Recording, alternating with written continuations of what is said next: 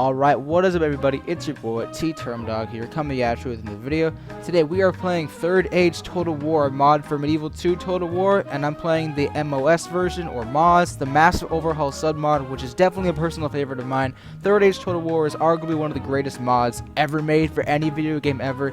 So for today, I'm going to be playing the Third Age Total War campaign with Mordor, featuring their faction leader, the Witch King of Angmar, a personal favorite of mine. He didn't quite get the credit he deserved in the movie. I thought he died too easily, but it's whatever. I digress. He's definitely a favorite character of mine. So for the campaign, you have a bunch of different factions you can play as, like Gondor, Rohan, Free Peoples of Arador with Aragorn, which is basically Arnor. You can make Arnor in this game if you like progress enough with Free Peoples of Arador. But anyways, you have that.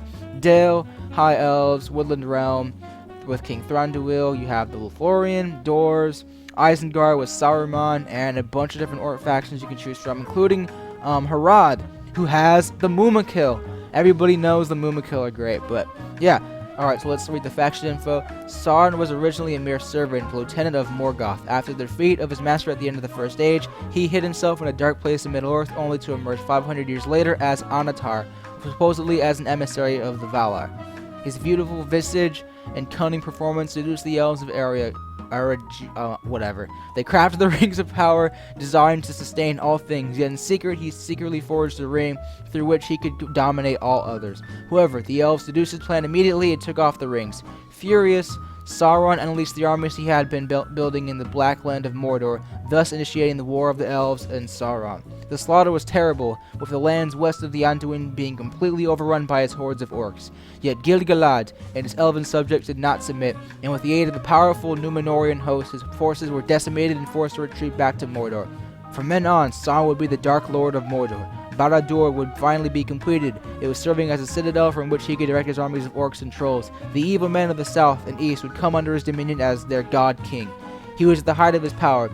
Al-Farazon the Golden, last and strongest of the kings of Númenor, believed it was right to rule Middle-earth, though.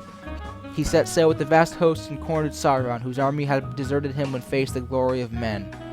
In a humiliating display, he surrendered to Al-Farazon, who took him as a captive. Yet Sauron managed to reverse this situation and even achieve the impossible, the corruption and destruction of Númenor. Sauron was furious when he first learned of the kingdoms in exile. He ordered an attack upon these kingdoms, seeking to wipe out the last vestiges of Númenor. Yet his blow would prove too hasty. His armies were routed by an alliance of elves and men. Barad-dûr itself was besieged. There, the valor of men and the sharpness of the sword would prove to be his downfall. Once again, he fled into the deep shadows. Yet all of this is in the past. Gondor lies withered like the tree she fights for. Arnor lies dead, killed by his faithful servant while he was exiled. The elves are a laughable remnant of their former glory. The dwarves stew in their own muck deep in the mountains. Now is the time for the final conquest of Middle-earth. Now is the time when Sauron will smother the earth in shadow, for against the power of the Dark Lord of Mordor, there is no hope of victory. Okay, let's go. Alright, so here is Mordor right here. So we have, obviously, a lot of settlements that are in our commands. There's Barad-dûr, and everything else here basically just doesn't matter at all.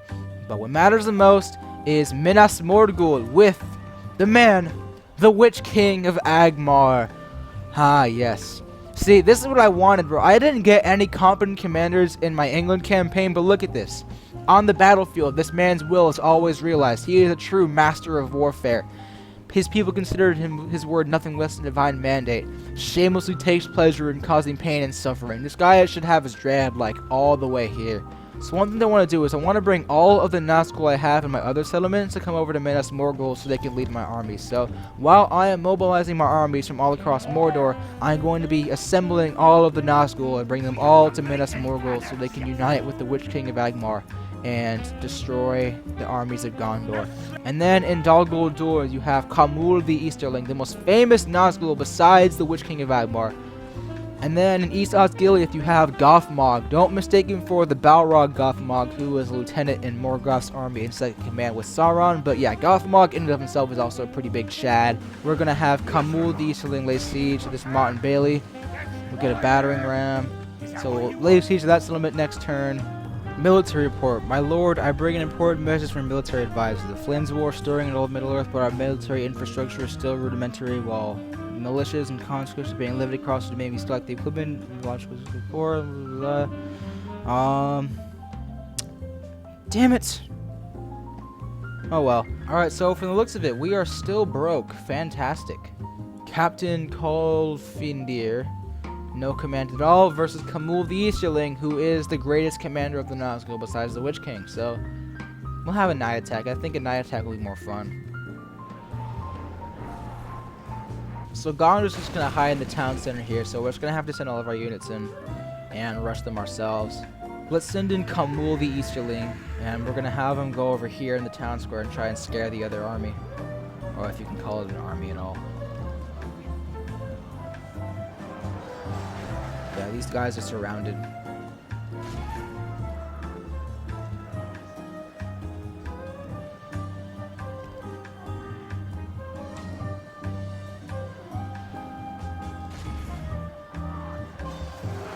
Yeah, these guys are gonna get fucking swamped.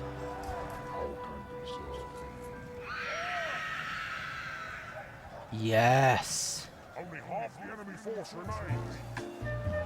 And the enemy general is dead. Fantastic. So, there is the first victory we had. How'd my archers do? 103 kills, 94 kills. Wow. Alright, so there's the first village taken by Kamul the Easterling. Obviously we're going to exterminate. I'm going to have this army go over here back to Dol Guldur. I'll just have Kamul the Easterling go back to Mordor by himself. He might die, but, you know, whatever. So we have G. Undur with 1,292 men versus Faramir with 36 men. This is about to be a slaughter. Okay, so Eastern Osgiliath is apparently under siege by a Gondorian army with Athelian Rangers and Gondor Yeoman archers. So, a lot of archers in this army. These guys are absolutely lethal in the battlefield though, so I don't know about this one. Just gonna send this army out here. Yeah, let's do this ourselves. So, the good news is we outnumber them pretty heavily, but the bad news is, again, they have a ton of archers and I have no cavalry basically to counter them, so we're probably going to lose a lot of men in this battle, but we can probably afford to take more losses because, again, we got an army that's twice their size, but, you know, if you lose too many men in a battle like this, it's probably going to come back to bite you in the ass in the long run, so, yeah. See, they're just getting into a little bit of a noob square here. Our entire army has been killed. Thank God. Took forever, though. Alright, good victory. Very, very annoying, but we got the win, and that was a pretty convincing win, so I'm fine. I think there's an army in the woods right here, because I saw it. There were two Gondorian armies. One of them laid siege to Osgiliath, and the second one disappeared, so I'd imagine they're in the woods some here, so they're probably going to go and try and help in the siege of Caer Andros, so I'm going to go ahead and set Ren the Unclean up there. And we have been ambushed, apparently. Okay, so Ren the Unclean versus Mistaion, or whatever.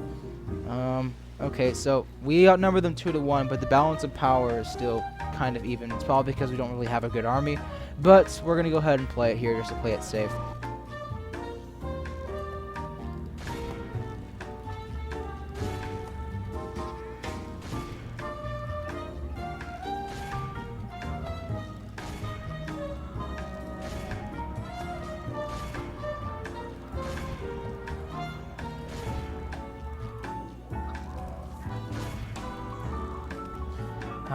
Ambush battles are like such a pain in the ass, honestly.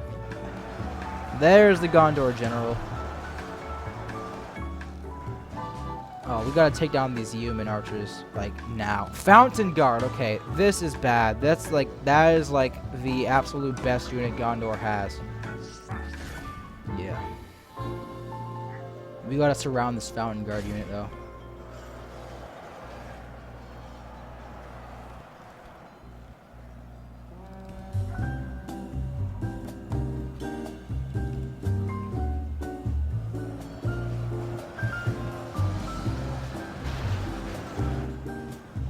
Surround the Fountain Guard. Yes. There we go. Now he's dead. Okay. Not a very, very good, not a well-played battle by me, but they just had a more professional army, so, you know. So, while we're mustering armies over here, Gondor appears to have mustered up a quite sizable force of themselves right here. So, the Battle of Minas Tirith will be quite an interesting one. I might need some foreign help from the Dark Lord, if you know what I mean. Might have to call that invasion As soon as I get enough clout with Sauron, even though I'm literally Mordor, I should be like 100% right over here right now. But, you know, I'm not complaining. I'll be patient.